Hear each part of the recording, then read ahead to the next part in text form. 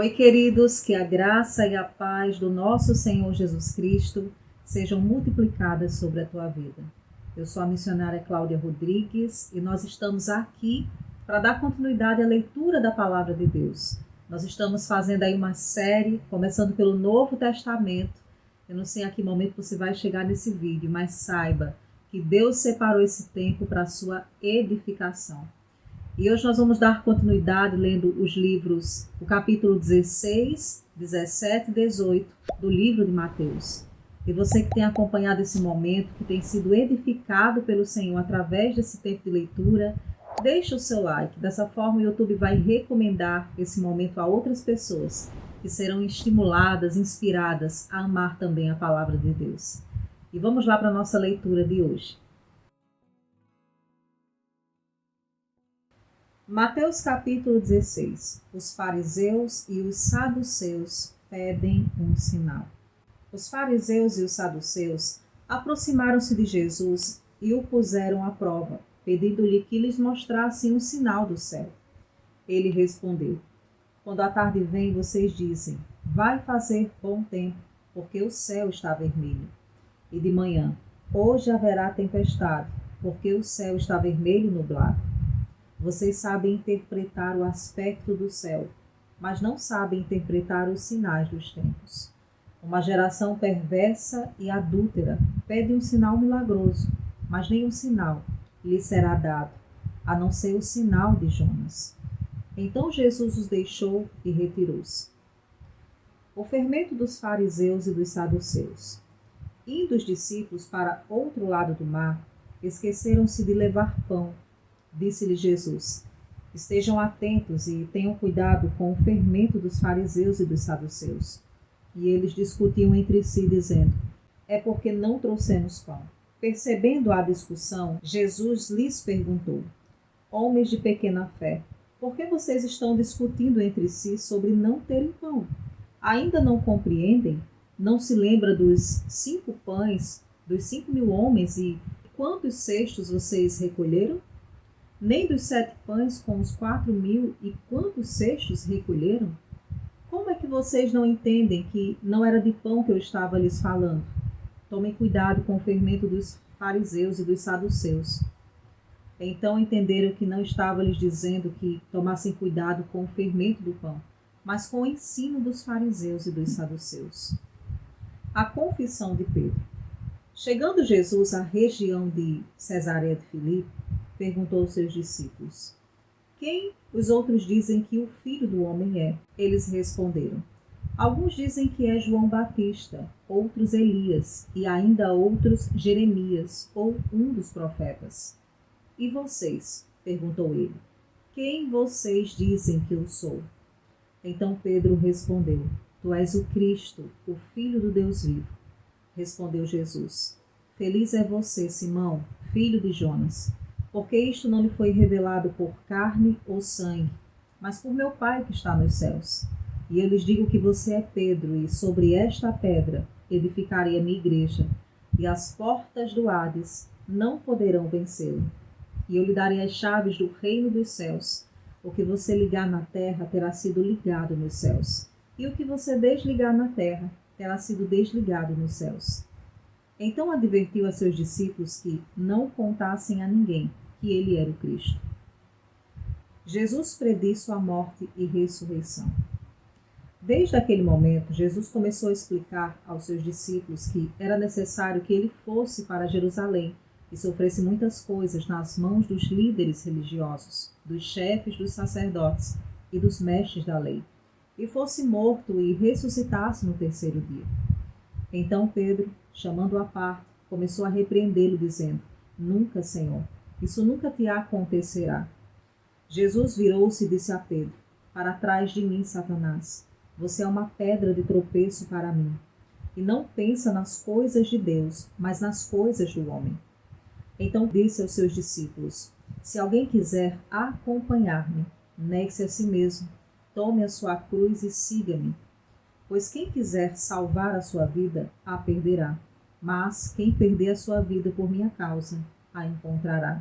Pois, que adianta ao homem ganhar o mundo inteiro e perder a sua alma? Ou, O que o homem poderá dar em troca de sua alma? Pois o Filho do Homem virá na glória de seu Pai com os seus anjos, e então recompensará a cada um, de acordo com o que tenha feito. Garanto-lhes que alguns dos que aqui se acham não experimentarão a morte antes de verem o Filho do Homem vindo em seu reino. Mateus capítulo 17. A Transfiguração. 6 dias depois, Jesus tomou consigo Pedro, Tiago e João, irmão de Tiago, e os levou em particular a um alto monte. Ali ele foi transfigurado diante deles. Sua face brilhou como o sol, e suas roupas se tornaram brancas como a luz. Naquele mesmo momento apareceram diante deles Moisés e Elias conversando com Jesus. Então Pedro disse a Jesus: Senhor, é bom estarmos aqui.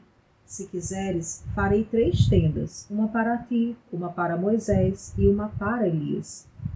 Enquanto ele ainda estava falando, uma nuvem resplandecente os envolveu, e dela saiu uma voz que dizia: Este é o meu filho amado, de quem me agrado. Ouçam-no. Ouvindo isso, os discípulos prostraram-se com o rosto em terra e ficaram aterrorizados. Mas Jesus se aproximou, tocou neles e disse: Levantem-se, não tenham medo. E erguendo eles os olhos, não viram mais ninguém, a não ser Jesus. Enquanto desciam do monte, Jesus lhes ordenou: Não contem a ninguém o que vocês viram, até que o Filho do Homem tenha sido ressuscitado dos mortos. Os discípulos lhe perguntaram: Então por que os mestres da lei dizem que é necessário que Elias venha primeiro? Jesus respondeu: De fato, Elias vem e restaurará todas as coisas. Mas eu lhes digo, Elias já veio, e eles não o reconheceram, mas fizeram com ele tudo o que quiseram. Da mesma forma, o Filho do Homem será maltratado por eles. Então os discípulos entenderam que era de João Batista que ele tinha falado. Quando chegaram onde estava a multidão, um homem aproximou-se de Jesus, ajoelhando-se diante dele, disse: Senhor, tem misericórdia do meu filho. Ele tem ataques e está sofrendo muito. Muitas vezes cai no fogo, na água. Eu o trouxe aos teus discípulos, mas eles não puderam curá-lo. Respondeu Jesus: Ó geração incrédula e perversa, até quando estarei com vocês? Até quando terei que suportá-los? Tragam-me o menino. Jesus repreendeu o demônio. Este saiu do menino que, daquele momento em diante, foi curado. Então os discípulos aproximaram-se de Jesus em particular e perguntaram: Por que não conseguimos expulsá-lo? Ele respondeu: Porque a fé que vocês têm é pequena. Eu lhes asseguro que, se vocês tiverem fé do tamanho de um grão de mostarda, poderão dizer a este monte: Vá daqui para lá, e ele irá. Nada lhe será impossível. Mas esta espécie só sai pela oração e pelo jejum. Reunindo-se eles na Galileia, Jesus lhes disse: O Filho do Homem será entregue nas mãos dos homens. Eles o matarão e no 3º dia ele ressuscitará. E os discípulos ficaram cheios de tristeza. O imposto do templo. Quando Jesus e seus discípulos chegaram a Cafarnaum, os coletores do imposto das 2 dracmas vieram a Pedro e perguntaram: O mestre de vocês não paga o imposto do templo? Sim, paga, respondeu ele. Quando Pedro entrou na casa, Jesus foi o primeiro a falar, perguntando-lhe: O que você acha, Simão? De quem os reis da terra cobram tributos e impostos? De seus próprios filhos ou dos outros? Dos outros, respondeu Pedro. Disse-lhe Jesus: Então os filhos estão isentos. Mas, para não escandalizá-los, vá ao mar e jogue um anzol. Tire o primeiro peixe que você pegar. Abra-lhe a boca e você encontrará uma moeda de 4 dracmas. Pegue-a e entregue a eles para pagar o meu imposto e o seu. Mateus capítulo 18. O maior no reino dos céus. Naquele momento os discípulos chegaram a Jesus e perguntaram: Quem é o maior no reino dos céus? Chamando uma criança, colocou-a no meio deles e disse: Eu lhes asseguro que, a não ser que vocês se convertam e se tornem como crianças, jamais entrarão no reino dos céus. Portanto, quem se faz humilde como esta criança, este é o maior no reino dos céus. Quem recebe uma destas crianças em meu nome, está me recebendo. Mas se alguém fizer cair no pecado um destes pequeninos que crê em mim, melhor lhe seria amarrar uma pedra de moinho no pescoço e se afogar nas profundezas do mar. Ai do mundo por causa das coisas que fazem cair no pecado. É inevitável que tais coisas aconteçam, mas ai daquele por meio de quem elas acontecem. Se a sua mão ou seu pé o fizerem tropeçar, corte-os e jogue-os fora. É melhor entrar na vida mutilado ou aleijado do que, tendo as duas mãos ou os dois pés, ser lançado no fogo eterno. E se o seu olho o fizer tropeçar, arranque-o e jogue-o fora. É melhor entrar na vida com um só olho do que, tendo os dois olhos, ser lançado no fogo do inferno. A parábola da ovelha perdida.